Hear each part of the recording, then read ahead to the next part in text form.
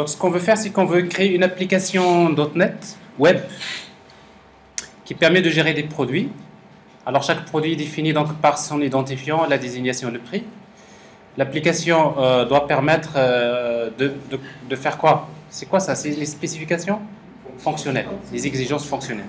Donc afficher tous les produits, chercher les produits dont la désignation contient un mot-clé, saisir et ajouter un produit, éditer, modifier un produit, supprimer un produit. Les produits sont stockés. On va supposer dans une première version que les produits seront stockés dans une collection de type dictionary. Bien sûr, la clé représente le ID du produit et la valeur, ça représente le produit lui-même. L'application se compose de deux couches. Il y a une couche service ou bien la couche métier dans laquelle on va créer donc l'entité produit, on va créer l'interface et produit service. Et après, une implémentation de cette interface. Donc ça, c'est le métier. Et après, on va créer la couche web en utilisant ASP MVC. ASP MVC, bien sûr, basé sur ASP5. L'injection des dépendances, donc on va utiliser donc le principe de l'injection des dépendances via Microsoft Dependency Injection. Alors l'architecture, si vous voulez donc créer l'architecture de l'application, on va dire que on va créer un projet web. C'est quoi dans lequel il y a la couche métier ou bien la couche service?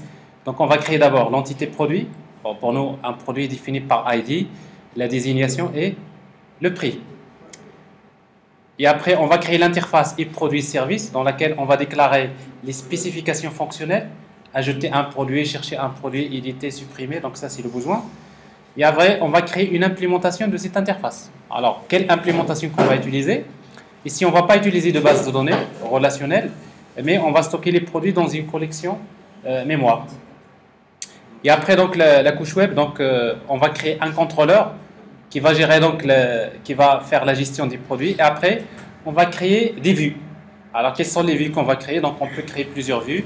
Une vue pour saisir, une vue pour afficher, une vue pour éditer, également une vue pour rechercher les produits. Alors, donc, je vous rappelle que le principe, c'est que quand vous démarrez l'application, il y a l'idée, c'est d'utiliser le principe de l'inversion de contrôle. Donc, c'est-à-dire que le premier qui va démarrer, c'est-à-dire l'inversion de contrôle qui va permettre donc de gérer l'injection des dépendances. Donc, c'est ce que je vais vous montrer. Alors, donc je vous ai déjà expliqué le principe, c'est que quand un client envoie une requête HTTP, il passe par un contrôleur frontal que nous appelons MVC Handler.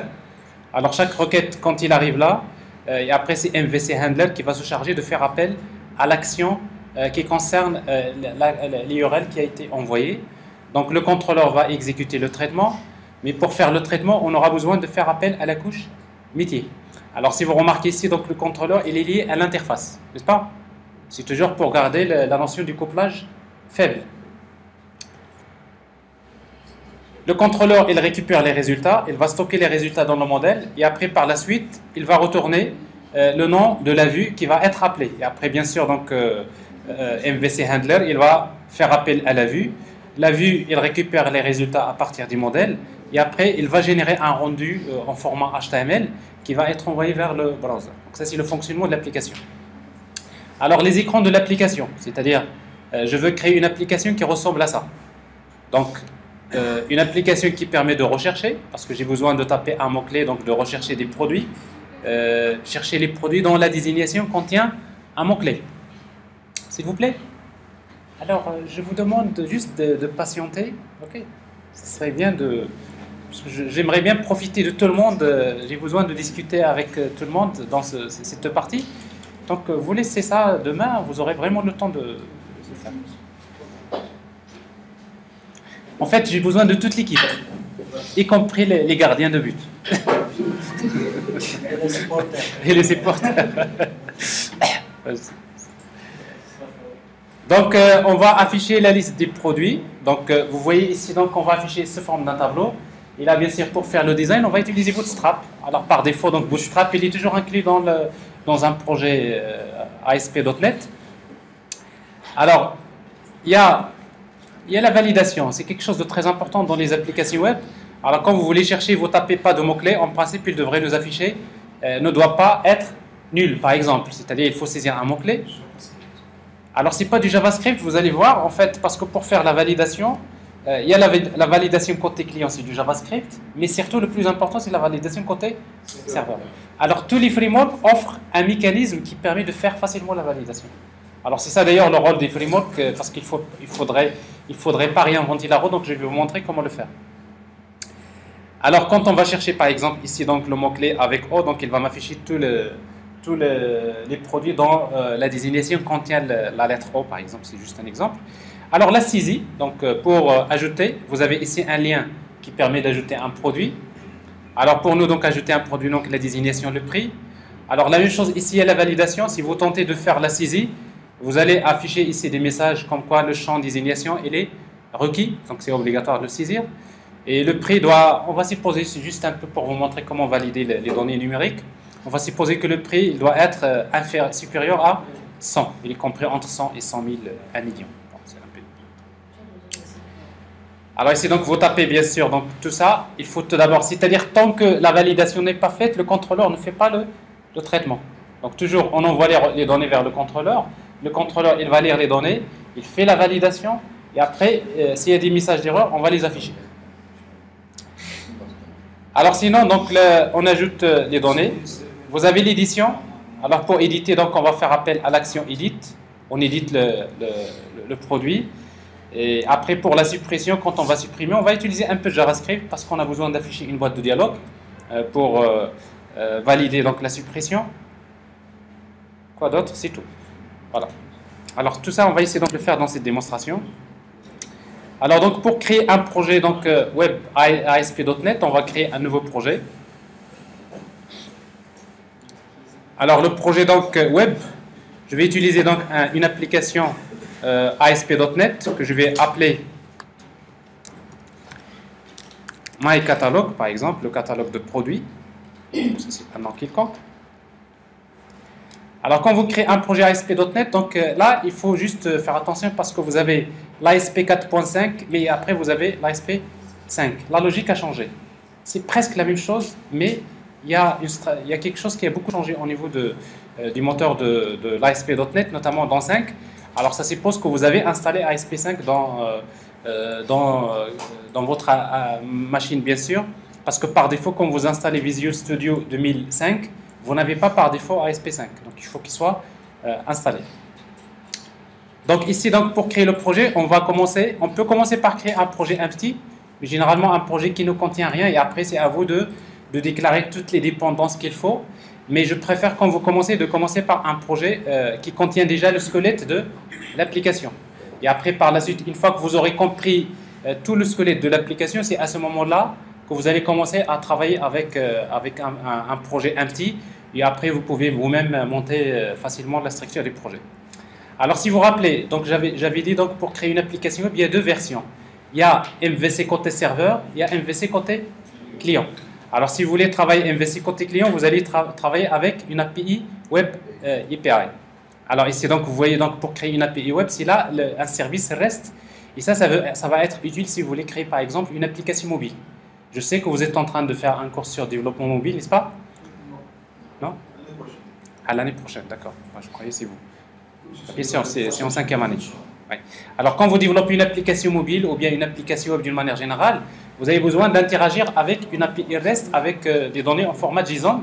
Alors, vous allez voir que la même chose avec l'ASP.NET, c'est très simple de mettre en place une API qui génère les données en format JSON. Alors, pour le moment, je vais utiliser donc une application web, ça veut dire c'est MVC côté client, plutôt côté serveur. Ça veut dire tout est généré au niveau du serveur et on envoie au client le code HTML. Alors, dans la configuration, ici pour le moment, on n'a pas besoin de faire une authentification. Alors, par défaut, dans le projet, il vous crée déjà, soi-disant, le squelette de la partie qui s'occupe de l'authentification. Tout ce qui est le formulaire d'inscription, le formulaire qui permet de saisir le login, le mot de passe, et même la base de données correspondante, donc il la génère. Mais dans un premier temps, tant qu'on n'a pas encore fait la partie Entity Framework pour voir la partie mapping objet relationnel, il vaudrait mieux donc choisir aucune authentification. Comme ça, il ne va pas générer beaucoup d'éléments que peut-être que vous n'allez pas utiliser pour le moment. Donc je suppose que je ne vais pas générer de système d'authentification Quand on en aura besoin, on va l'ajouter nous-mêmes parce que d'ici là, on aurait déjà compris comment monter la partie authentification de l'application. Et c'est tout. Alors, juste quand vous créez un projet, faites attention parce que si vous cochez donc l'autre dans le cloud, ça veut dire quoi? Ben, ça suppose que vous avez déjà un compte Azure. Microsoft Azure, c'est-à-dire c'est un cloud Microsoft qui vous donne un espace dans lequel vous pouvez déjà stocker votre projet et dans lequel vous pouvez le publier. Alors par la suite, je vous invite à le faire à un moment donné parce que quand vous créez toutes les technologies que vous créez après, maintenant ils disposent d'un cloud. Et du coup, vous développez votre application et vous dites publier, vous publiez déjà dans le cloud et du coup, dans votre CV, il ne vous reste qu'à mettre l'adresse des applications que vous développez. Au lieu de les mettre quelque part dans votre machine, personne ne sait que vous avez fait des choses, n'est-ce pas? Alors c'est très important, à chaque fois que vous créez un projet, de le publier et après par la suite, donc vous avez un accès, bien sûr, à partir de n'importe quelle machine. Alors pour le moment, je ne vais pas faire ça. Donc je suppose que je vais travailler en local parce que je n'utilise pas donc le Microsoft Azure. Et Microsoft Azure, c'est quoi? C'est le cloud Microsoft. Si on doit céder un compte payant, alors, Microsoft Azure, vous avez un compte gratuit pendant une limitation. Vous savez que tous les clouds offrent cette possibilité. Mais après, une fois que vous êtes, c'est-à-dire une fois que vous avez, vous êtes dans le cadre professionnel, il faut acheter. Microsoft, c'est pour vendre à un moment donné.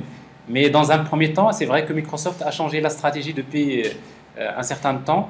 Et du coup, donc, il y a une bonne partie, d'ailleurs, vous remarquez que vous pouvez télécharger gratuitement les solutions, mais à un moment donné, il faut passer à la caisse. Donc, c'est normal. Est-ce que c'est limité par rapport à la durée ou la alors, c'est donc il y a la limite dans un premier temps par rapport à l'espace de stockage. Et après, vous avez également une limite en termes de nombre de jours. Une fois que vous dépassez la durée, en fait, vous créez un compte pour tester. Mais souvent, quand vous êtes déjà, vous travaillez, vous êtes un professionnel, généralement, c'est des espaces qui ne coûtent pas cher. Alors, vous savez qu'aujourd'hui, vous pouvez avoir tout un serveur virtuel, une machine virtuelle, dans laquelle vous pouvez mettre ce que vous voulez, pratiquement à des prix qui sont vraiment pas chers du tout. Donc, c'est... Ouais. VPS. Par exemple, dans les VPS, en fait, il y a plein d'opérateurs qui permettent d'offrir ces possibilités. Alors, je vais créer le projet. Alors, en fait, le projet...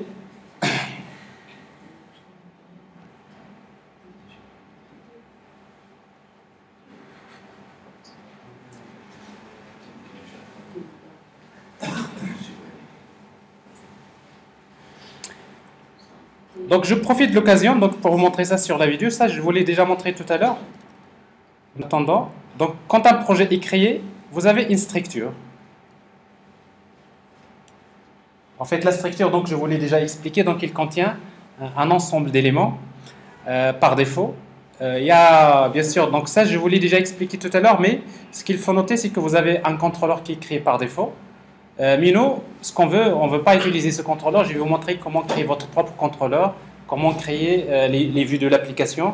Et vous allez comprendre que ce qui a été généré, vraiment, c'est quelque chose de basique que vous pouvez monter vous-même. OK ?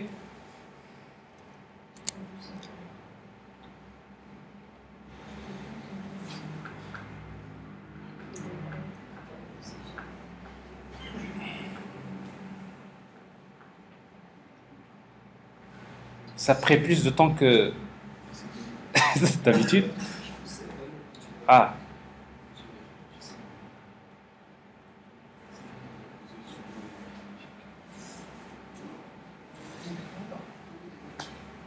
Ok. Ça part.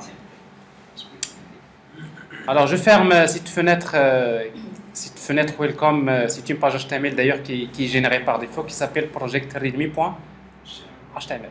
Alors je vais la fermer. Alors en fait, quand vous voyez donc la structure du projet, donc on voit, c'est important, donc vous voyez déjà il y a un dossier 3W-root. Qu'est-ce qu'on trouve généralement dans 3W-root? C'est les ressources statiques. Alors comme par exemple les feuilles de style CSS, alors ça c'est votre style CSS. Vous avez un fichier qui s'appelle site.css, ça c'est pour personnaliser. Mais il faut noter également que vous avez dans lib, vous avez Bootstrap. Alors par défaut, donc Bootstrap, il est dans votre projet, vous pouvez l'utiliser. Mais également, vous avez jQuery. Alors jQuery, donc, c'est un framework JavaScript qui est très très utile pour les applications côté client. Ça permet pas mal de choses, notamment pour la validation côté client, pour afficher des objets animés, plein de choses, donc il y a un tas de choses. Mais en tout cas, dans un premier temps, ce n'est pas la partie la plus importante pour moi. Le plus important, c'est que dans l'application, vous avez les contrôleurs. Alors en fait, les contrôleurs, ils vous créent un contrôleur par défaut qui s'appelle Home Controller. Et après, alors ce contrôleur-là, bon, comme vous voyez, donc c'est un contrôleur. La chose que vous allez retenir pour le moment, c'est quoi un contrôleur? Ben, c'est une classe qui hérite de la classe contrôleur et dans laquelle vous avez un ensemble de méthodes. Généralement, les méthodes, ils permettent d'effectuer des traitements et ils retournent un objet de type eActionResult. En fait, cet objet eActionResult, c'est un objet qui contient l'information sur le nom de la vue et le modèle qui va être utilisé pour afficher les informations au niveau de la vue. Alors, je ne vais pas rentrer dans les détails maintenant, je vais vous montrer comment créer un nouveau contrôleur et je vous explique au fur et à mesure. Vous avez des vues. Alors, dans les vues, donc, en principe, dans la base, pour chaque contrôleur, vous avez un contrôleur qui s'appelle Home Controller. Généralement, dans le dossier Views, vous trouvez un dossier qui s'appelle Home, dans lequel vous allez trouver des vues. Alors, par exemple, ici, vous trouverez la vue about.cs.html. Vous trouverez le contact.html, index.html. Donc, vous trouverez quelques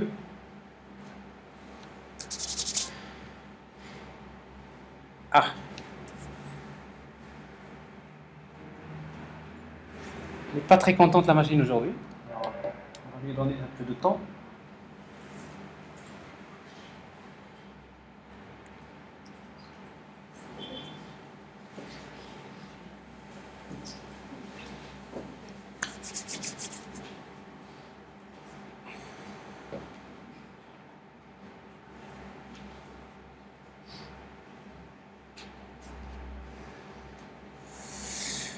Ok, alors donc j'ai ici donc quelques vues que je vais vous montrer, mais alors vous allez, comme j'ai expliqué tout à l'heure, alors généralement toutes les vues, alors quand vous démarrez l'application d'une manière générale, donc c'est-à-dire si vous essayez de tester, qu'est-ce qui va se passer quand vous démarrez l'application?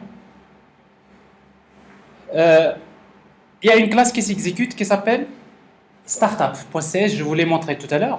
Alors je vais revenir encore en détail sur cette classe startup. En fait, startup, il fait pas mal de choses au niveau de l'initialisation. Et après, il démarre le serveur, un serveur qui s'appelle 2IS Express. Alors vous allez remarquer qu'il démarre, il va démarrer donc le serveur 2IS Express. Donc c'est une version Express qui est utilisée pour tester les applications. Alors par défaut, donc, vous avez donc localhost, vous avez le port qui est utilisé par l'application par défaut, il génère un port aléatoire. Mais le plus important, c'est que ici, qu'est-ce que vous avez dans l'application? Alors si vous tapez en principe home/index, qu'est-ce qui se passe réellement dans l'application? C'est que je suis en train d'appeler un contrôleur qui s'appelle Home Controller. Et dans Home Controller, il y a des actions. Alors quelle est l'action que je vais appeler? C'est index. Alors ici, donc, si vous faites appel à ça, donc si vous voulez, ça c'est la vue index. Alors si vous mettez par exemple home/about, vous allez avoir la page, la vue about. Alors il y a également, je crois, contact. Alors ça c'est contact. Alors a priori, il y a des choses qui fonctionnent déjà, mais comment? Alors c'est ce que nous allons essayer donc de vous montrer. Également, vous avez des liens vers home, vers about, vers contact. Alors si vous remarquez une chose, que toutes les vues que nous avons là, elles ont quelque chose en commun. Alors qu'est-ce qu'ils ont en commun? Ils ont un template. Alors ce template là, que vous voyez ici, alors je vais arrêter l'application parce que je suis en mode debug. Je vais l'arrêter. Alors tout ce qui est en commun, ce qui est en commun pour les vues, il se trouve dans Shared. Alors parmi les choses en commun, vous avez ce qu'on appelle un layout. En fait, ce layout-là, si vous l'éditez, donc je vais vous le montrer en détail tout à l'heure, je ne vais pas regarder pour le moment, mais après on va le personnaliser en fonction de notre besoin, mais en tout cas on va trouver beaucoup de HTML, beaucoup de code qui permet donc d'afficher une barre de menu comme vous l'avez vu tout à l'heure. Alors, bref, qu'est-ce qu'on veut faire maintenant? On veut créer notre application. Alors par quoi commencer? Par quoi commencer?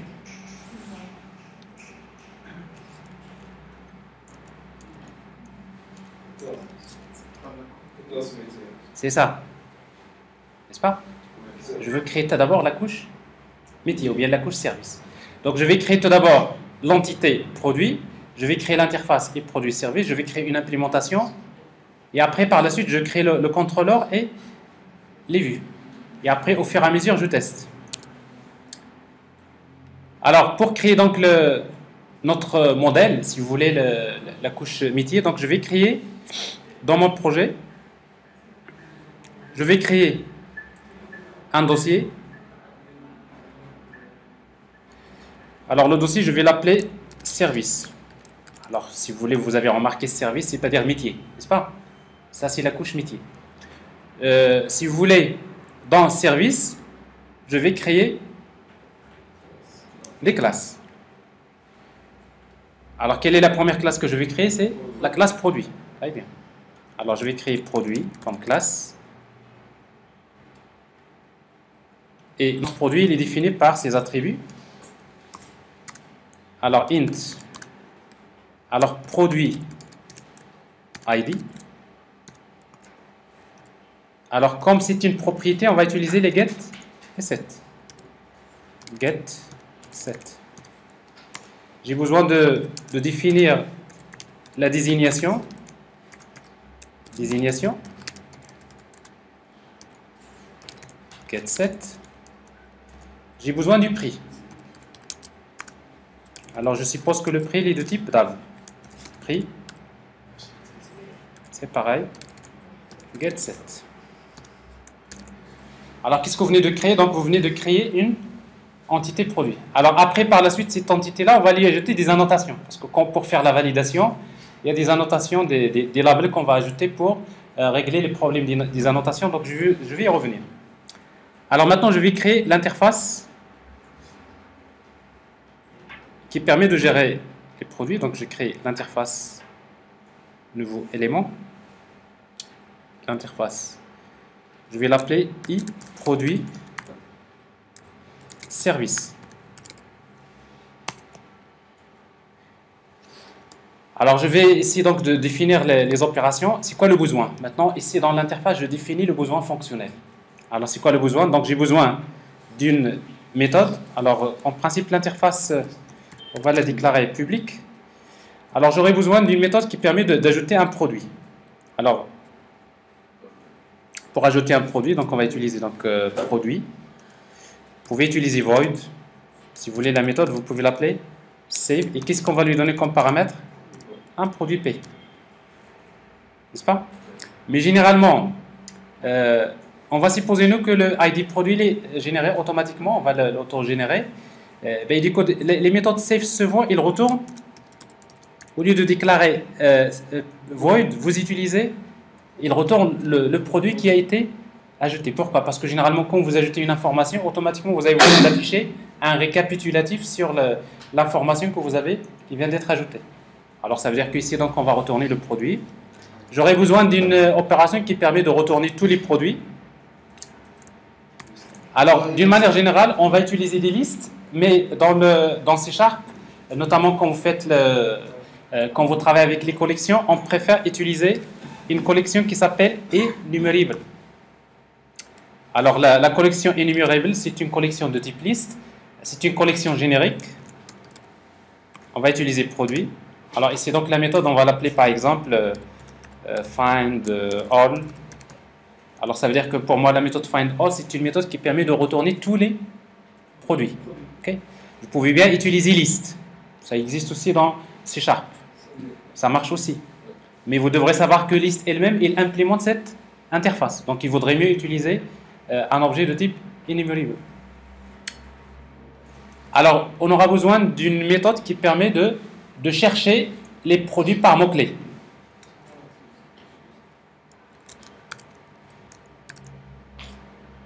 Alors, la méthode, il va retourner une liste de produits. Je vais l'appeler, alors ici, donc, find all. Alors, produit par mot-clé. Alors, qu'est-ce qu'on va donner comme paramètre? Un mot. Donc, pourquoi? Parce que je vais saisir un mot-clé et à un moment donné, il va nous retourner une liste de produits. Consulter les produits par mot-clé. J'aurai besoin d'une méthode qui permet d'éditer un produit. Alors, pour éditer un produit, donc j'ai besoin, qu'est-ce que je vais retourner comme objet? Produit. Alors, je vais l'appeler edit ou bien get.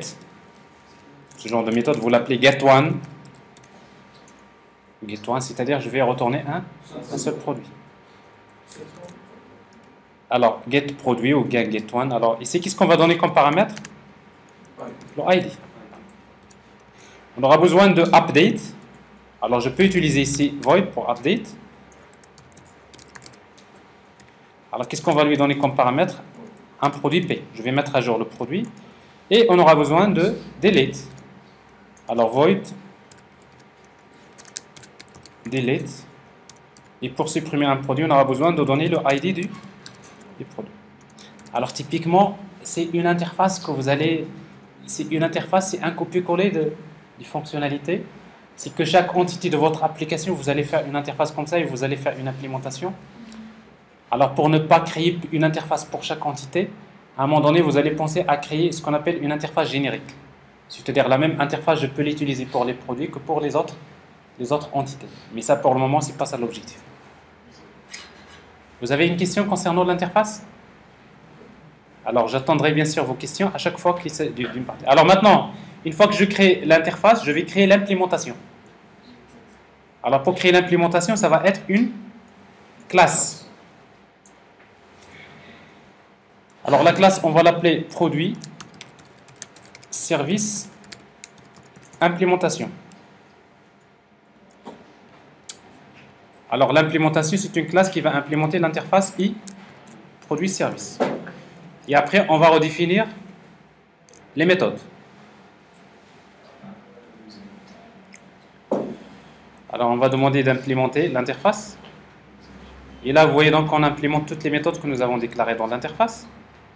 Ici, on va se poser les questions. Oui, on va gérer des produits. Alors, les produits, ils sont stockés où? Alors, dans notre cas, on suppose que les produits vont être stockés dans une collection de type dictionnaire. Alors, on va déclarer un dictionnaire, une collection de type dictionnaire. Alors, dictionnaire. Alors, en principe, un dictionnaire, une collection, vous avez, c'est une collection générique qui contient deux paramètres. Le premier, c'est la clé, il est de type int. Et la deuxième, c'est produit. Donc, une collection, dans la clé, c'est un entier qui représente l'ID du produit et la valeur, c'est un produit. Alors, ici, donc, la collection, je vais l'appeler produit égale new dictionnaire.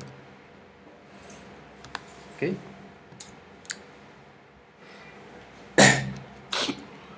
Alors, si vous voulez, dans notre... On va supposer que quand on va instancier donc cette classe, on va alimenter la liste avec quelques produits, donc j'y reviendrai tout à l'heure. Alors, on commence tout d'abord pour save. Alors, si vous voulez ajouter, alors pour ajouter donc un produit, qu'est-ce qu'on va faire? Donc, on va utiliser donc la collection produit.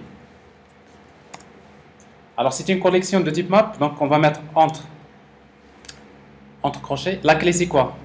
cp.produit ID.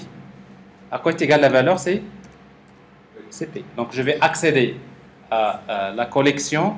Je vais ajouter une entrée dans la collection. C'est quoi la clé? C'est produit ID. C'est quoi sa valeur? cp. Mais sauf que ici, si vous voulez, je vais incrémenter le... Je suppose que quand je vais saisir les informations sur le produit, je ne vais pas saisir le ID, n'est-ce pas? Donc ça veut dire que le produit que je reçois, on ne connaît pas la valeur de ID. Donc on a besoin de la définir. Alors si vous voulez, on peut la définir comme ça. P.produit produit ID, à quoi est égal?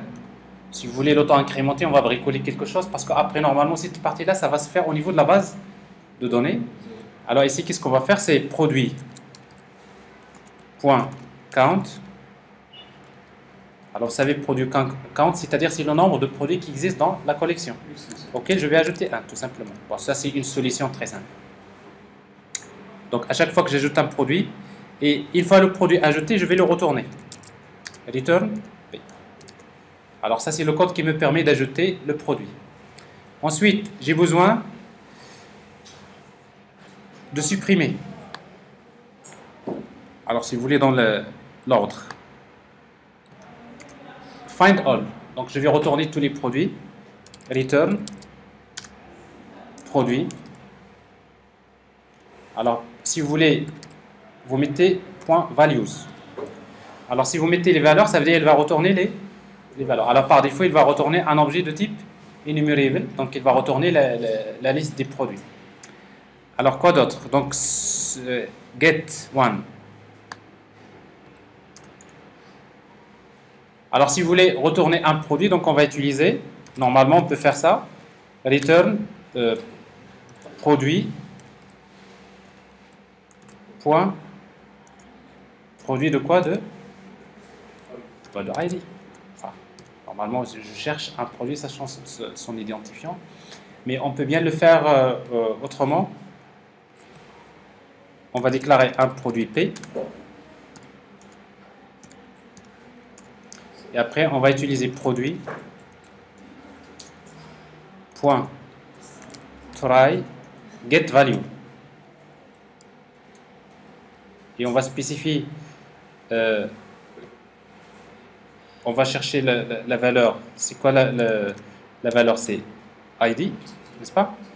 Et en même temps, on va mettre ça dans P. Mais on va le... Alors, vous savez, alors pour passer un paramètre par référence, alors dans C#, il y a plutôt le mot-clé ref. Donc, je passe donc comme référence le produit P. Alors, qu'est-ce qui manque là? Quelle variable? Alors, je vais juste... Je vais choisir la solution que j'ai ici. Alors... alors, qu'est-ce que j'ai dit là? Je fais n'importe quoi. C'est pas out, c'est pas ref, c'est out. En fait, la méthode try get value, qu'est-ce qu'on va lui donner? On va lui donner le ID. Et quand il va chercher le résultat, il ne va pas le retourner, mais il va le stocker il va l'affecter à P. Donc, c'est une manière un petit peu try get value. Il permet de retourner P. Et dans ce cas-là, qu'est-ce qu'on va faire? On va utiliser return. Bon, ça, c'est une manière de chercher un objet dans une collection. Mais on peut bien utiliser directement la première solution, ça marche aussi. Alors, l'instancier, non. Parce qu'en fait, ici, il va chercher l'objet. On va créer juste une référence. Ben justement, parce qu'en fait, l'objet, il est déjà créé. Il se trouve dans la liste. On va chercher juste sa référence, on va l'affecter à l'objet. Donc ça c'est jusque-là, donc c'est purement l'orienté objet. Okay. Alors si vous voulez chercher les produits par mot-clé, alors en fait vous avez déjà fait link. J'ai entendu tout à l'heure link to SQL dans l'ASP. Alors en fait il existe un moyen très simple dans C# pour chercher des objets dans une collection. Alors, si vous voulez, ici, par exemple, je voudrais chercher les produits. Je vais chercher les produits dans la désignation contient le mot-clé. Alors, comment je vais le faire? Je vais utiliser return produit point values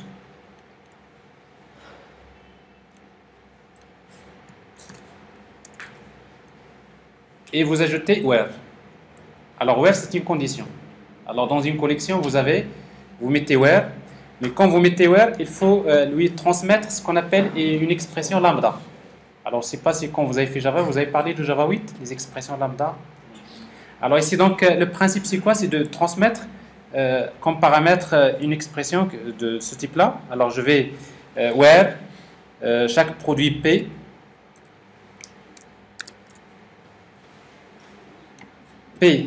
point désignation point contient le mot-clé MC. Alors vous voyez ici, donc ça c'est une manière un peu particulière pour chercher les objets dans une collection. Alors normalement ici il y a derrière il y a un langage qui s'appelle link. J'ai déjà prévu de vous faire de vous rappeler cette partie-là link par la suite. Vous allez comprendre le principe très simplement, mais je préfère pour le moment de la découvrir. Voilà. Je préfère pour le moment que vous essayez de la découvrir au fur et à mesure à travers cette application-là. Alors, en fait, ici, donc, quand vous mettez where, vous dites, vous cherchez, en fait, quand vous mettez les expressions lambda, vous allez transmettre une méthode anonyme. Cette méthode anonyme, pour lui, il sait que dans la collection values, qu'est-ce qu'il y a? Il y a des produits. Et quand vous mettez where P, il sait que P, ça représente un produit. Alors là, c'est une expression qui doit être utilisée dans ces expressions lambda pour dire, pour chaque P, mais c'est quoi la condition? La condition, c'est que P, c'est-à-dire le produit P, point désignation, point, la méthode contains MC. C'est-à-dire que je veux chercher ici tous les produits dans la désignation contient le mot-clé MC. Sinon, vous allez faire autrement. Vous allez faire for each, n'est-ce pas? For each. Alors ça, c'est ce que vous faites d'habitude. Alors comment vous allez faire ça autrement? Donc vous allez déclarer une collection. Vous allez déclarer une liste, par exemple, ou bien une collection enumerable. Allez, on va dire liste, par exemple. Liste de quoi? De produits. Vous l'appelez produit égale new list. OK? Et après, vous allez faire for each. Pour chaque P. Pour chaque produit P. In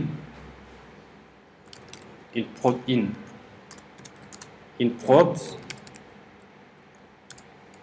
Vous allez faire if P. Point désignation.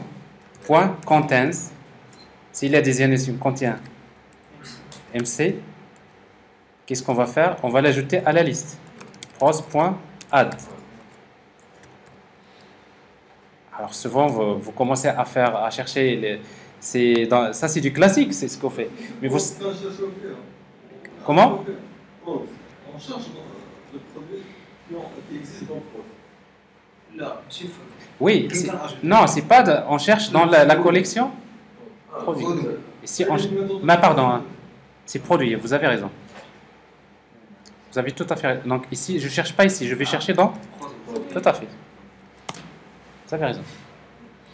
Bien vu. For each. Alors, qu'est-ce qui manque là? Alors, cannot... alors, mais c'est normal, il faut mettre point values parce qu'on a utilisé une collection de type dictionary. Donc, je vais chercher dans les valeurs. C'est bon? Alors, et après, à la fin, qu'est-ce que vous allez retourner? Prod. Mais vous savez, ça, c'est du classique. Mais à partir d'un moment donné, les expressions lambda, il faudrait les utiliser dans votre programmation parce qu'ils permettent, en même temps, vous gagnez en termes de performance, mais également en termes d'aspect syntaxique. Vous voyez tout ce code que vous voyez là, il est déjà inclus dans cette expression. Alors ici, donc, je vais supprimer ça. CTRL X.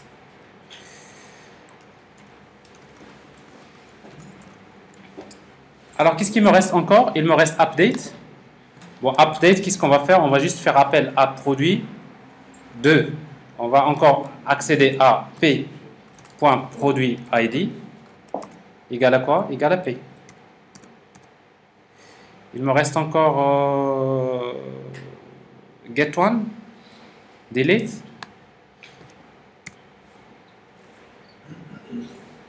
Alors, on va utiliser remove. Donc, c'est produit point remove ID. Et après, je crois il me reste find one, get one. C'est déjà fait. On a fait tout. Alors ici, donc, vous voyez ici, on n'a pas utilisé une base de données, mais vous allez voir que quand on va utiliser une base de données, peut-être on va écrire moins de code que ce qu'on est en train de faire. Parce qu'au fait, quand on utilise Entity Framework, une simple ligne, la même chose, donc on arrive à faire ça au niveau de la base de données. Vous avez une question concernant cette partie? C'est bon? Bien. Alors maintenant, je vais juste ajouter un constructeur.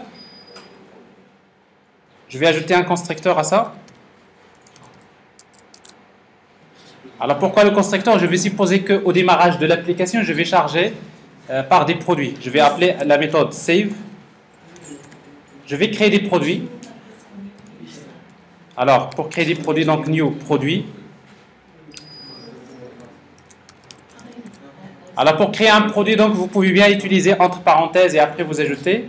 Mais dans C#, vous pouvez faire ça, new produit, vous ouvrez les accolades. Et vous pouvez, comme c'est des propriétés, on va utiliser donc produit ID. Bon, on n'a pas besoin de mettre produit ID. Désignation à quoi est égal. Par exemple, un produit ordinateur, etc. Virgule prix égale 7000.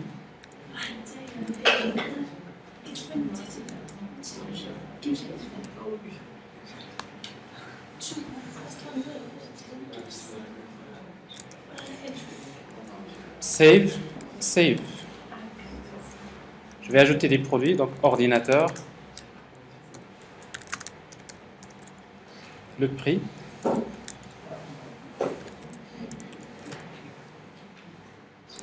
j'ai une imprimante,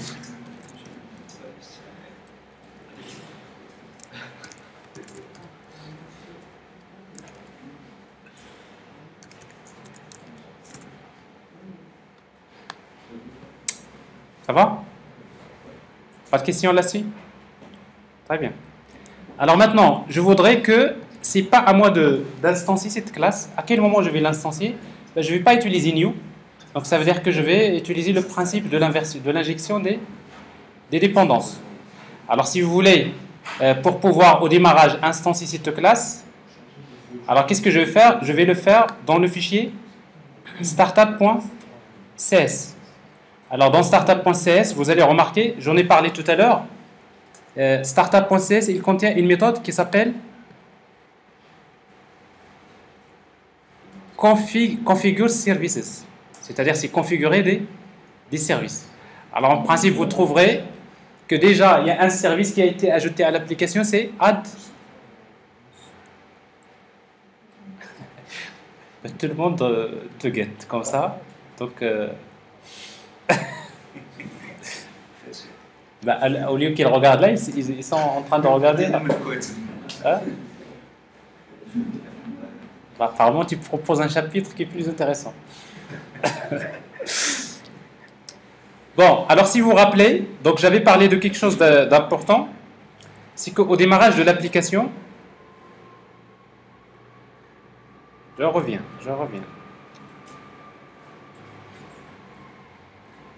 C'est ça. Voilà. Qu'est-ce qui se passe quand on démarre notre application?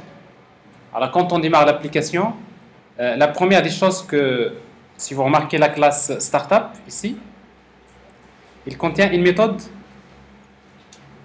il contient la méthode main. Quand on démarre notre application, le point d'entrée de l'application c'est ici. Qu'est-ce qu'il fait? Ben, il appelle un objet de l'ASP qui s'appelle Web Application pour démarrer une application avec run. Et qu'est-ce qu'on va lui donner comme paramètre, comme type générique, c'est startup. Et du coup, qu'est-ce qui va se passer dans ce cas-là? Ce qui va se passer, c'est que l'application démarre, il va instancier la classe startup. C'est la première qui va être instanciée. Et quand il instancie startup, la première méthode qu'il va appeler, c'est la méthode configure service. À quoi sert configure service? Donc si vous voulez créer des objets au démarrage de l'application, vous voulez ajouter des services à l'application avant que le contrôleur puisse fonctionner, donc c'est ici qu'on va les faire. Alors ici pour cela, qu'est-ce qu'on va faire? on va juste dans cette méthode, dans cette classe, ici. Donc vous avez configure service. Vous voyez déjà qu'il y a quelques services qui sont déjà ajoutés. Je vais y revenir tout à l'heure, notamment add MVC, parce que vous aurez besoin d'utiliser donc la partie MVC de l'application.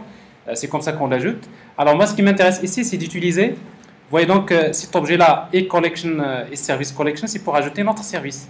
Alors pour moi, notre service, services, point, je vais utiliser add singleton. Alors j'en ai parlé tout à l'heure si vous vous rappelez.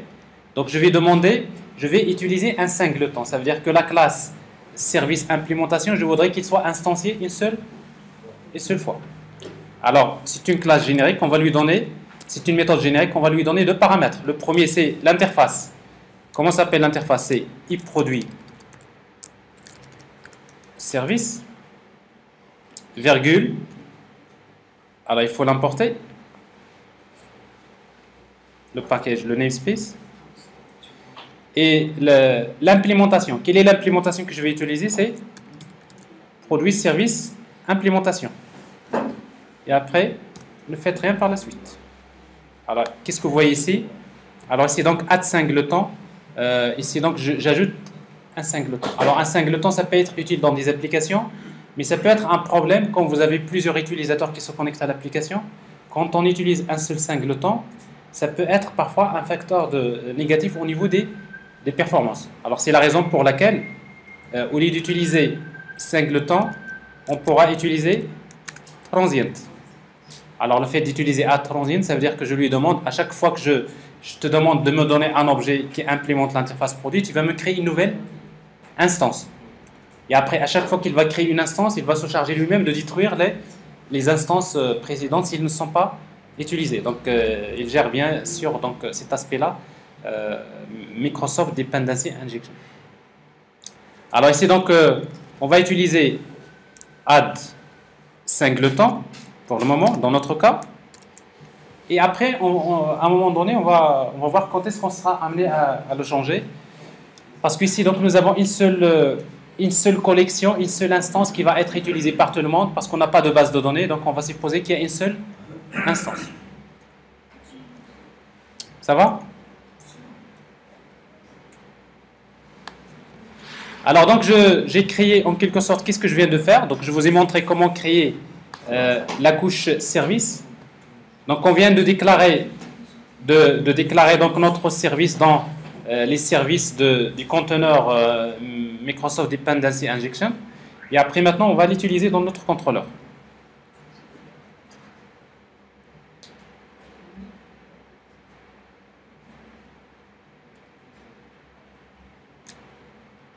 Alors le contrôleur de l'application maintenant. Donc j'ai créé donc la classe, maintenant je vais l'utiliser dans le contrôleur. Je vais créer un contrôleur.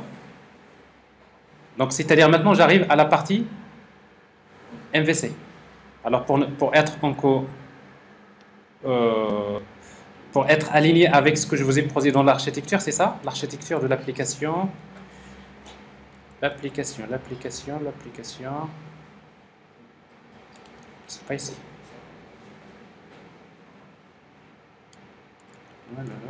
Voilà. C'est bien de voir ce schéma-là, parce que c'est lui qui me donne une idée sur ce que je suis en train de faire. Je viens de développer la couche service, j'ai l'entité, j'ai créé l'interface et j'ai créé l'implémentation. Mais j'ai fait quelque chose, regardez. Parce que je sais que quand je démarre l'application, il y a le framework qui est Microsoft Dependency Injection qui va démarrer. Et quand il démarre, je lui demande, voilà, je déclare comme quoi je vais utiliser ce service. Et comme ça, dans mon application, à chaque fois que j'en aurai besoin, je n'aurai plus besoin de connaître la classe, j'ai besoin de connaître que l'interface. Ça veut dire que je vais utiliser ici donc le principe du couplage faible. Alors, je vais créer un contrôleur. Alors, si vous voulez créer un contrôleur, on va utiliser new, ajouter un élément, et on va choisir classe de contrôleur MVC. Classe de contrôleur MVC. Alors, qu'est-ce qu'on va l'appeler? On va l'appeler produit contrôleur.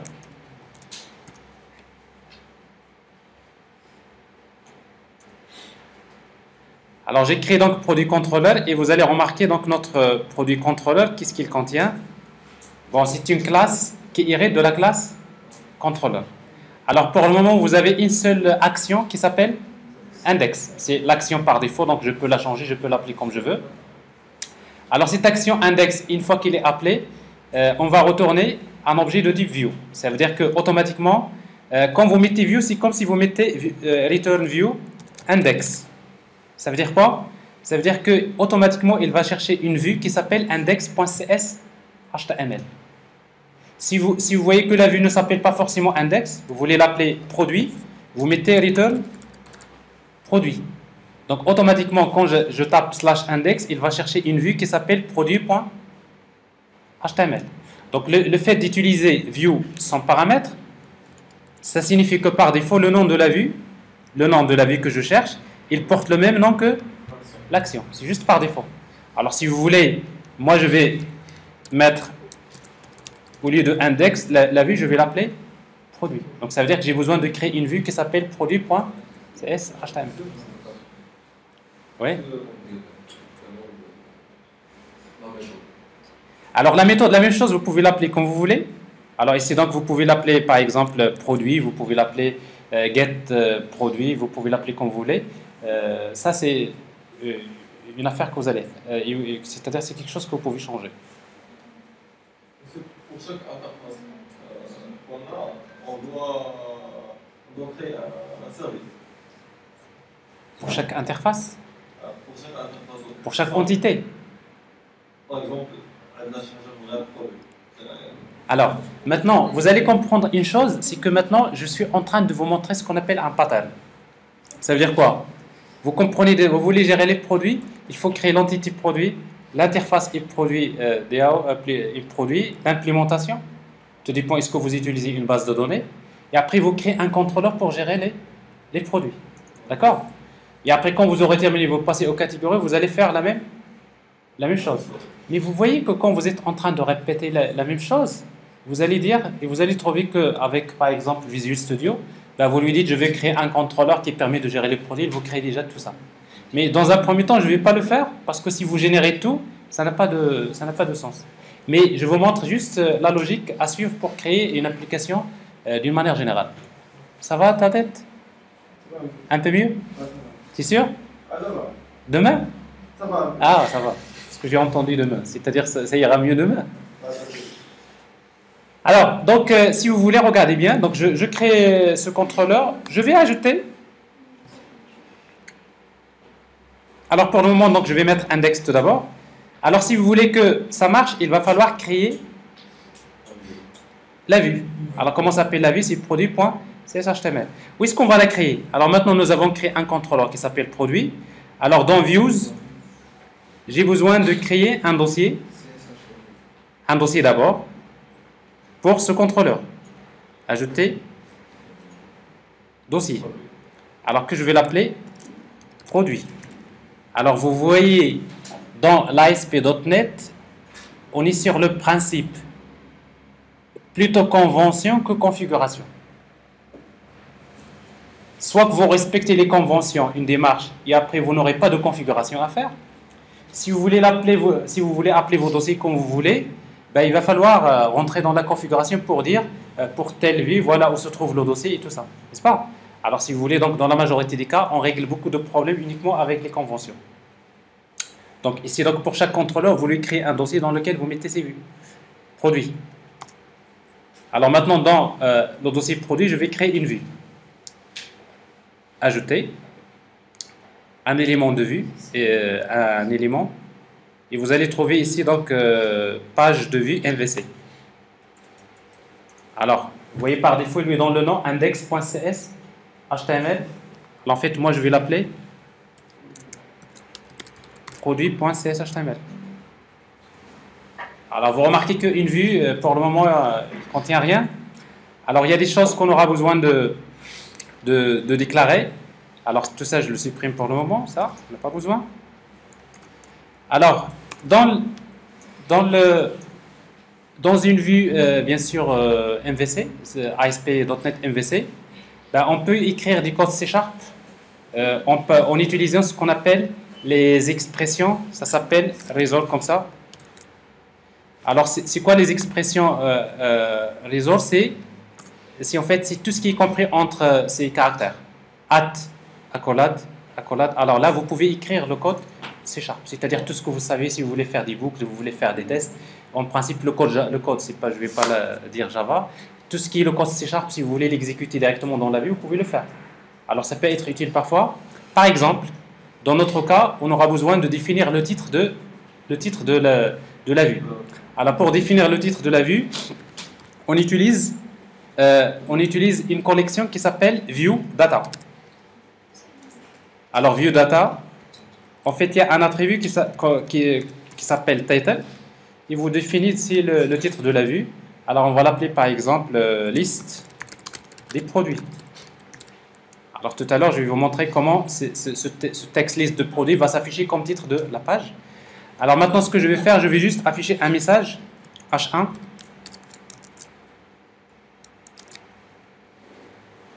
Liste des produits. Ça, c'est du HTML. Je vais tester. Je démarre l'application. Alors, voir déjà, est-ce que mon contrôleur va fonctionner. Normalement, si je tape, alors là, par défaut, donc, il va vers index, parce qu'il y a un contrôleur qui est par défaut. Alors, moi, ce que je vais faire, je vais faire appel à HTTP localhost, le port qui est utilisé par défaut, c'est celui-là. Et après, je vais mettre slash le contrôleur. Comment il s'appelle le contrôleur? C'est produit. Et c'est quoi l'action? C'est index. Alors, regardez bien. Mon contrôleur, il est là. Donc, j'ai un contrôleur produit, mais dans mon contrôleur, il y a une seule action. C'est quoi l'action? C'est index. Normalement, si tout marche bien, il va me donner la vue qui s'appelle produit.chhtml. Alors, c'est ce que je vais faire. Alors, ici, donc, je vois bien liste des produits. Mais en même temps, si vous regardez le titre, regardez ici, liste des produits. C'est-à-dire, le title, il a été bien pris en valeur. Mais en même temps, vous avez quelque chose que vous n'avez pas forcément fait. Alors, cette barre que vous voyez là, il nous vient d'où? En fait, c'est le layout. Alors, effectivement, c'est ce que j'ai expliqué tout à l'heure. Alors, par défaut, dans notre projet, je vais arrêter ça. Alors, dans notre projet, nous avons un dossier shared dans lequel vous avez un layout. En fait, le layout que vous voyez là, si vous parcourez, vous n'aurez pas de mal à comprendre ça. C'est tout simplement, vous allez avoir une partie dans laquelle vous avez... il utilise Bootstrap, il utilise un tas de choses pour vous afficher juste un layout par défaut. Bon, on aura l'occasion, je vais revenir demain pour vous expliquer le détail, mais pour le moment, c'est pas important. Mais ce qu'il faut noter, c'est que dans ce layout, vous avez les menus. Alors, quels sont les menus que nous avons ici? Nous avons ça, Home, About et Contact. Maintenant, je vais ajouter Produit. Qu'est-ce que je vais faire? Je vais ajouter ça. Je vais copier-coller.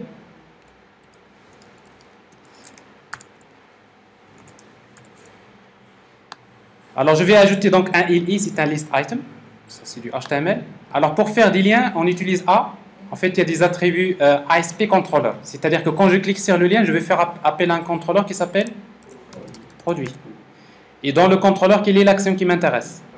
Index. Ici, donc, le texte, je vais l'appeler produit. Alors, ça, je viens d'ajouter quelque chose au niveau de mon layout. Alors, on va voir en principe si vous réexécutez l'application. Alors, dans le layout, vous allez avoir un menu qui va apparaître dans votre application.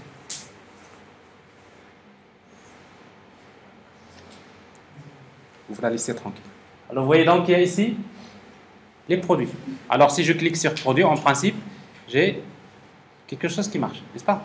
Alors, maintenant, ici, qu'est-ce que je vais faire? Là, je veux afficher la liste des produits, dans un premier temps. Je vais afficher tous les produits, et au fur et à mesure, on va chercher, on va éditer, etc. Alors, maintenant, pour afficher la liste des produits, qu'est-ce que je vais faire? Je vais faire quelque chose d'intéressant. Je vais arrêter l'application.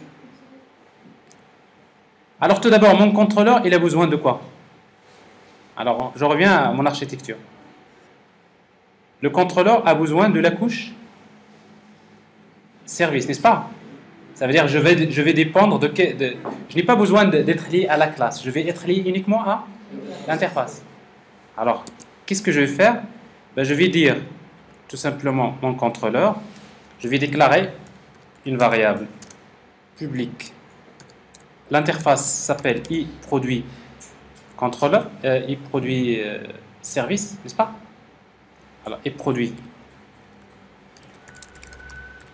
service, on va l'importer. C'est le namespace service. Alors, ici, donc ça, c'est si vous voulez, c'est la couche, si vous voulez, service. Je peux l'appeler même l'objet métier. C'est-à-dire, pour moi, ça représente la couche métier. Et après, je vais utiliser get et set. Mais ça, c'est une interface. Je ne vais pas spécifier la classe. Alors maintenant, je vais demander au moment de l'instanciation du contrôleur, je vais demander, et ça c'est intéressant, parce que quand vous envoyez une requête, qu'est-ce qui se passe? Il y a MVC Handler, il va instancier ce contrôleur. Et quand il va l'instancier, je vais demander maintenant, je vais demander à Microsoft Dependency Injection, donne-moi une instance de cette classe. Alors, de cette implémentation. Moi, je connais que l'interface. Or, je sais que déjà, au niveau de startup.css, j'ai utilisé ça. Add singleton. J'ai déjà déclaré comme quoi j'ai un singleton. Voilà l'interface et voilà l'implémentation qu'il va utiliser. Alors maintenant, on peut voir ce qui va se passer.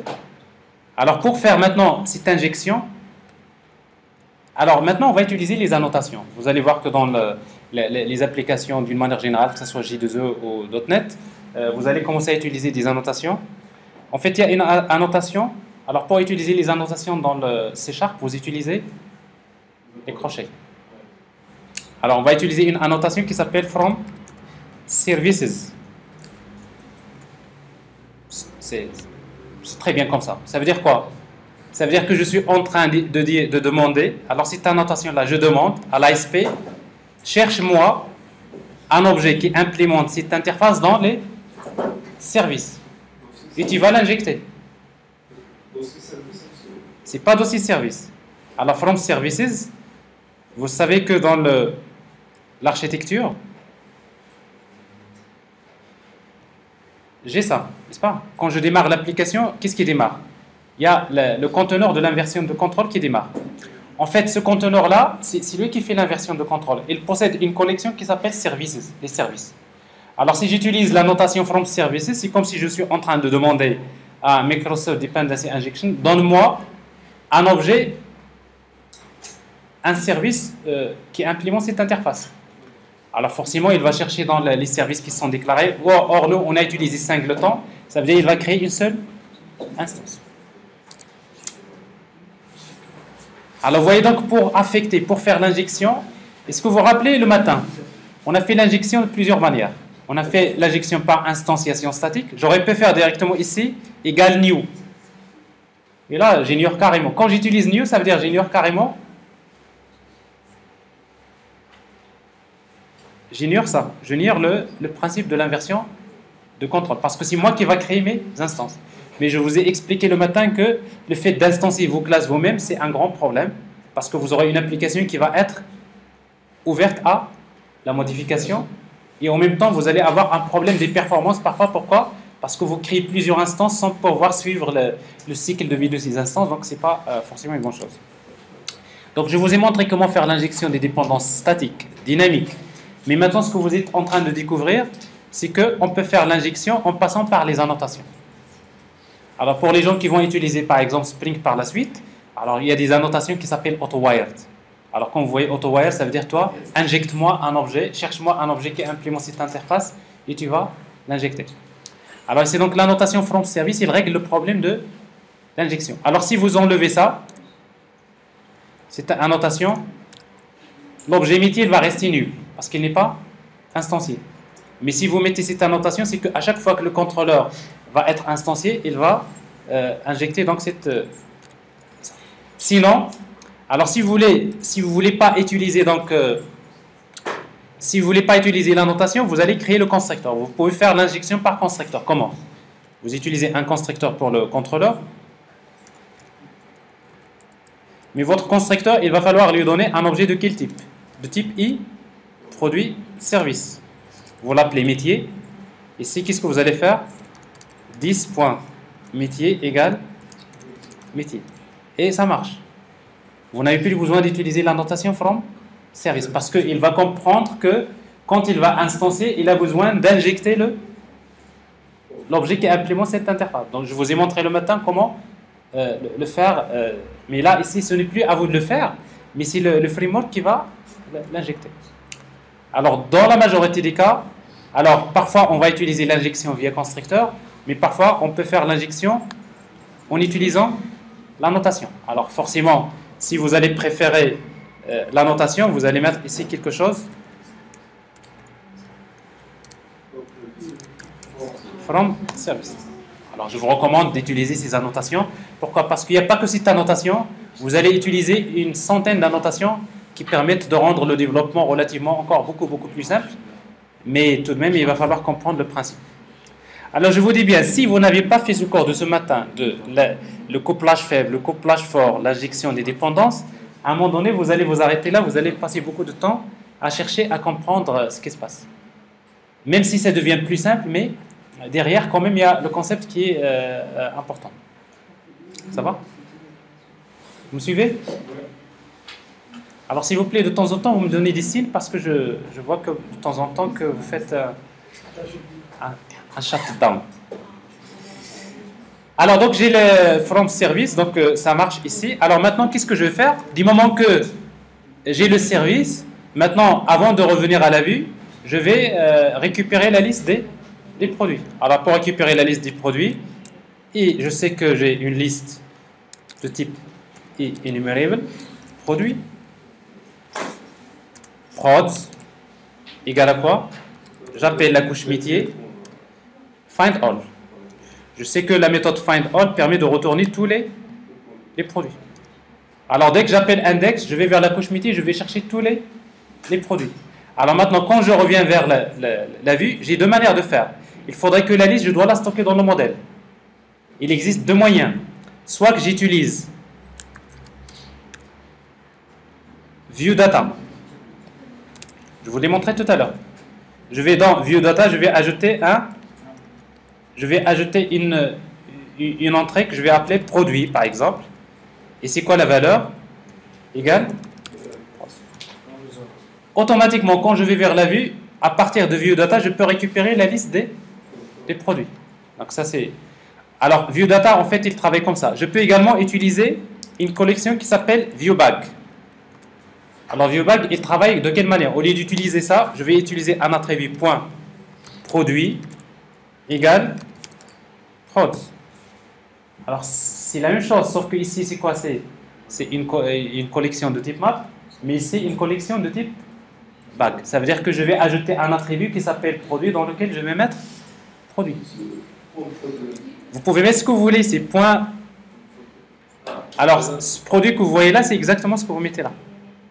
Alors ces deux collections, viewData, viewBag, ça fonctionne de la même, c'est-à-dire ils donnent le même résultat. Alors il y en a ceux qui vont préférer travailler avec viewBag, il y en a d'autres qui vont travailler avec viewData. Mais sinon, à vrai dire, on n'a pas besoin ni de viewData, ni de viewBag. Pourquoi? Je vais les mettre en commentaire. Parce que quand je vais retourner la vue, je peux transmettre directement la liste des produits. Alors là, ça c'est la meilleure solution. C'est-à-dire quand je vais vers la vue, je vais dire voilà la vue que je vais afficher, mais la vue, qu'est-ce que je lui transmets comme modèle? Pour moi, le modèle, c'est quoi? C'est la liste des produits. Alors dans ce cas-là, je n'ai pas besoin de faire ça. C'est bon? Alors maintenant, je reviens, je vais dans mon application, je vais afficher la liste des produits. Alors regardez bien. Alors pour afficher la liste des produits, alors maintenant, il y a un moyen très simple, c'est de déclarer, pour chaque vue, vous déclarez votre modèle, il est de quel type. Alors comment on le fait? On utilise une syntaxe au début de la vue. Vous utilisez modèle, ça c'est le mot-clé, modèle, et je sais que le modèle, il est de type enumerable. Je sais que mon modèle, qu'est-ce qu'il contient? Il contient une liste de type enumerable. Alors la liste de quoi? De produits, mais pour atteindre le produit, il va falloir utiliser le namespace. Alors mon namespace, il commence à partir de mon projet my4. Le namespace s'appelle service et l'entité s'appelle produit. Alors ça, vous simplifiez beaucoup la chose. Pourquoi? Parce que votre vue, il connaît déjà que le modèle, c'est une liste de produits. Alors maintenant, je vais l'afficher. Et pour l'afficher, je vais créer un table.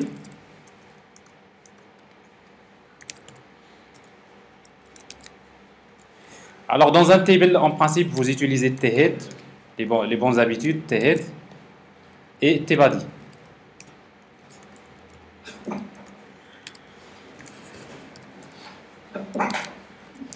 Alors dans Thead, on va créer la ligne TR et on va utiliser TH.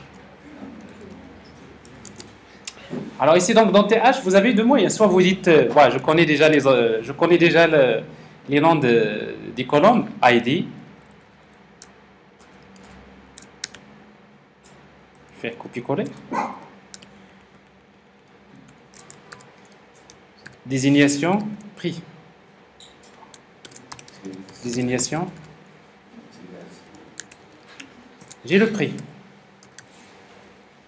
Et après, dans Tbody, donc je vais faire une boucle, n'est-ce pas? Alors, pour faire les boucles, à nouveau, je vais utiliser donc l'expression Razor. Donc, je vais ouvrir ça.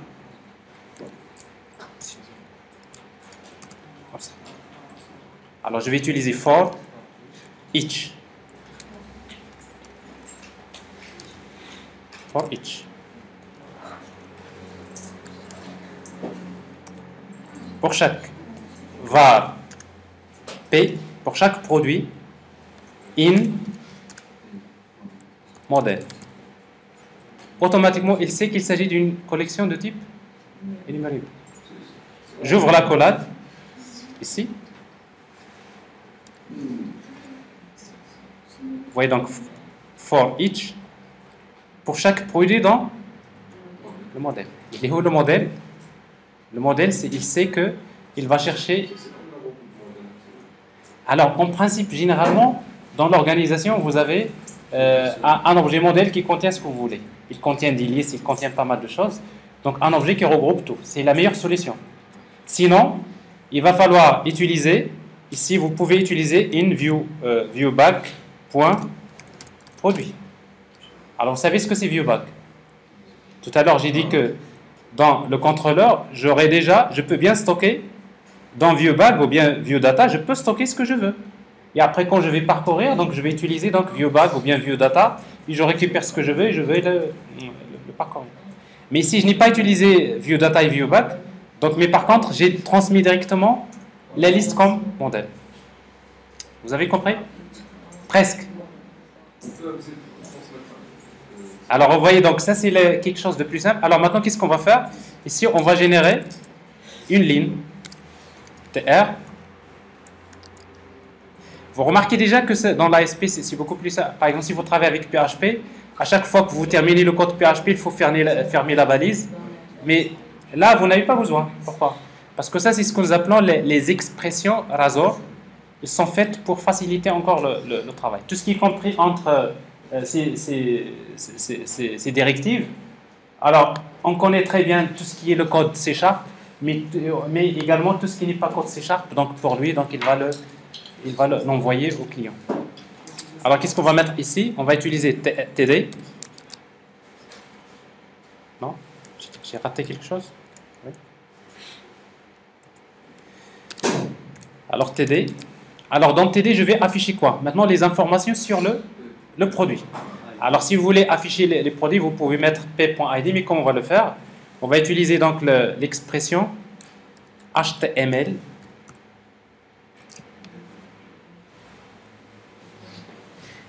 En fait, l'expression, ça c'est ce que nous appelons les helpers, n'est-ce pas?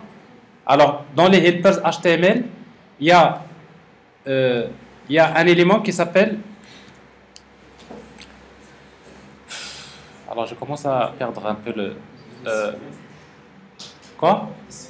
Display. Merci, parce qu'il suit dans le support. C'est display. Je veux afficher. Display for. N'est-ce pas? Display value. Parce qu'en fait, display for, display value. Display for. Alors, je vais utiliser display for quoi? P. point. C'est une expression. Non, c'est une expression lambda. Il faut utiliser P, plutôt modèle item. Modèle item. Et après, ici, vous utilisez donc P. Qu'est-ce qui nous intéresse? Modèle. Modèle item. Point. Alors, il y a quelque chose qui cloche. Alors, ici, vous avez var P. Pour chaque modèle item, je vais afficher P. Alors, il y a quelque chose qui cloche. Ah non, mais c'est normal parce que j'ai raté ici le. Je ne devrais pas utiliser viewback. Ici, donc, je vais utiliser modèle. Voilà. Parce que normalement, si vous mettez P, il sait très bien qu'il s'agit d'un produit. Alors, qu'est-ce qui m'intéresse? C'est produit ID. Alors, ça, c'est une expression. Display for, je vais afficher quoi? C'est P.produit ID. Et je dois lui indiquer qu'il s'agit de modèle item. Pourquoi modèle item? Parce que je sais que le modèle, c'est une collection. Et modèle item, il sait qu'il s'agit d'un produit. Alors, je vais faire copier-coller.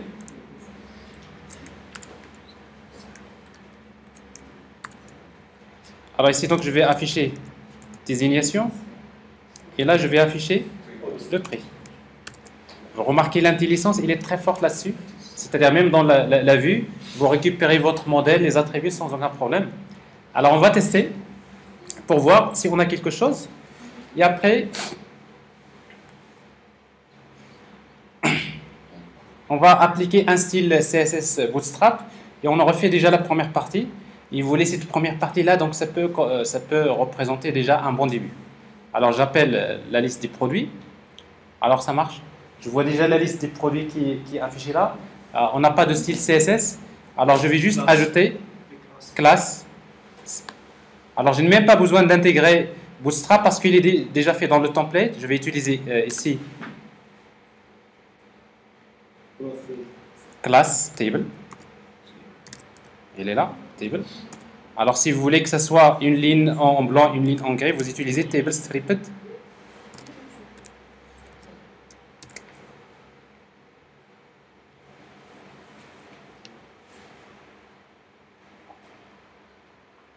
Alors, à vrai dire, quand vous changez dans les vues, vous n'êtes pas obligé à chaque fois de démarrer.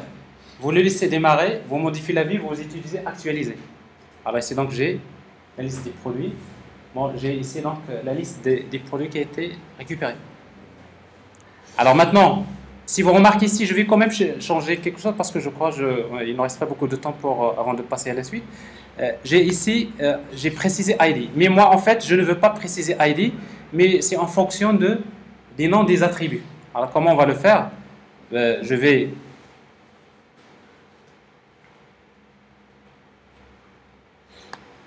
revenir ici.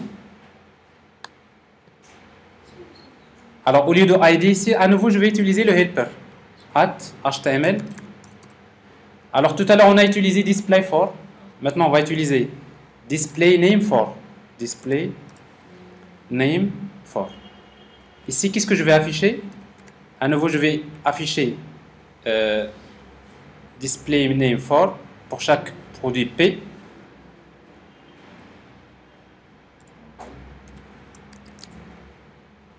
P. Il faut préciser qu'il s'agit de modèle item. Pour chaque produit modèle. Voilà. Modèle point.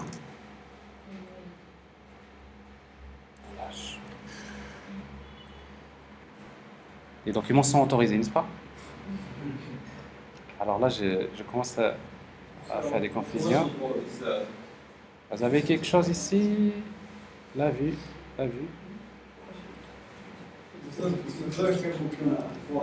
Voilà. Non, ici on n'a pas besoin de for each, vous allez faire ça. C'est HTML display name for.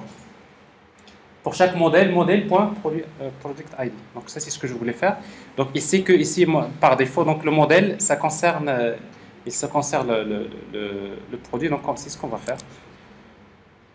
Alors, modèle.product.id. Mais il y a quelque chose qui cloche.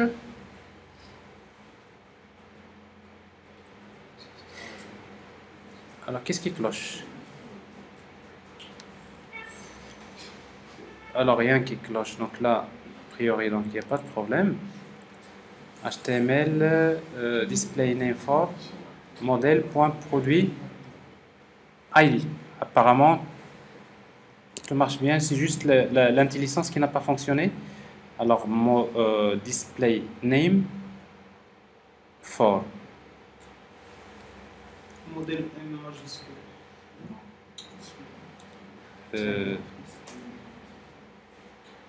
Ici. C'est un idée produit. Alors non, tout ça c'est des minuscules. Produit ID. Bon, je fais copier-coller.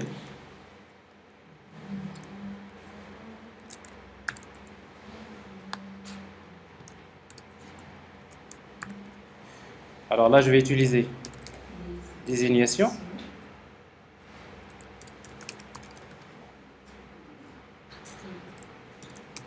Prix.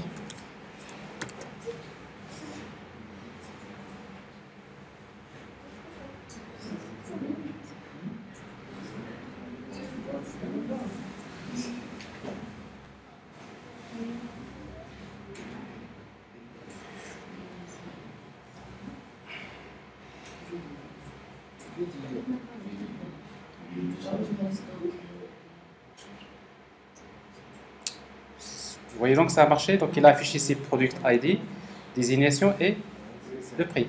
Mais ce qui est intéressant là, maintenant, je reviens vers l'entité. Pourquoi ça c'est intéressant? Parce que mon attribut dans la classe produit, regardez maintenant les annotations, je vais les utiliser là. Donc la classe produit, alors ici donc j'ai, vous voyez, donc j'ai ici product ID, mais en fait moi au niveau de l'affichage, je ne vais pas afficher product ID. Je vais afficher ID produit. Alors je vais utiliser une annotation qui s'appelle display.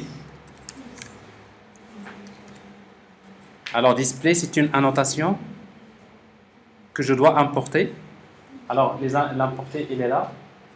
Display, entre parenthèses. Ici, je vais dire c'est ID produit. C'est value, ou bien name. Name égal.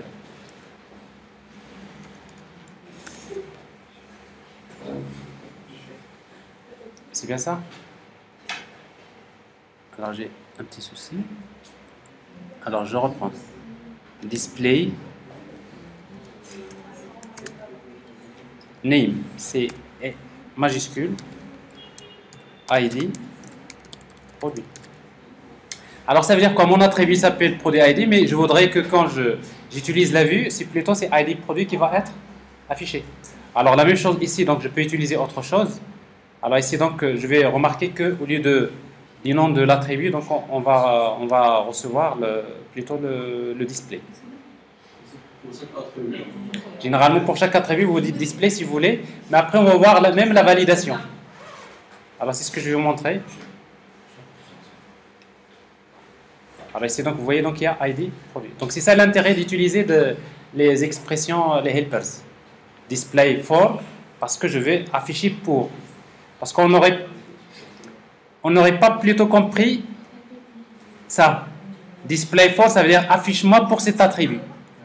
Ben, du moment qu'il va afficher que la valeur de l'attribut, il vaudrait mieux que je l'affiche moi-même. Mais je lui dis affiche-moi pour cet attribut, il va afficher ce qui correspond à cet attribut.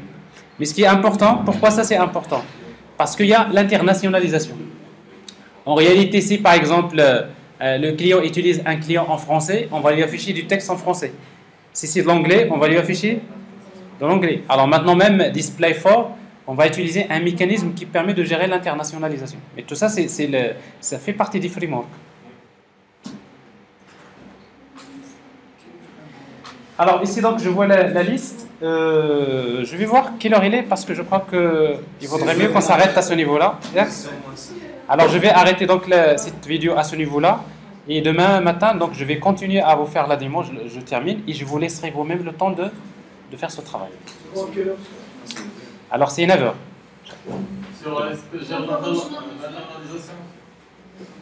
Non, il y a tellement beaucoup de choses, on ne va pas faire tout demain, parce qu'il vous reste encore un autre week-end. Déjà, si on termine cette partie-là, la saisie, la validation, vous montrez tout ce qui concerne l'édition et la suppression, et après, on va commencer à introduire la partie accès aux bases de données, parce que c'est important, Entity Framework, et après, par la suite, on va laisser le reste pour la suite.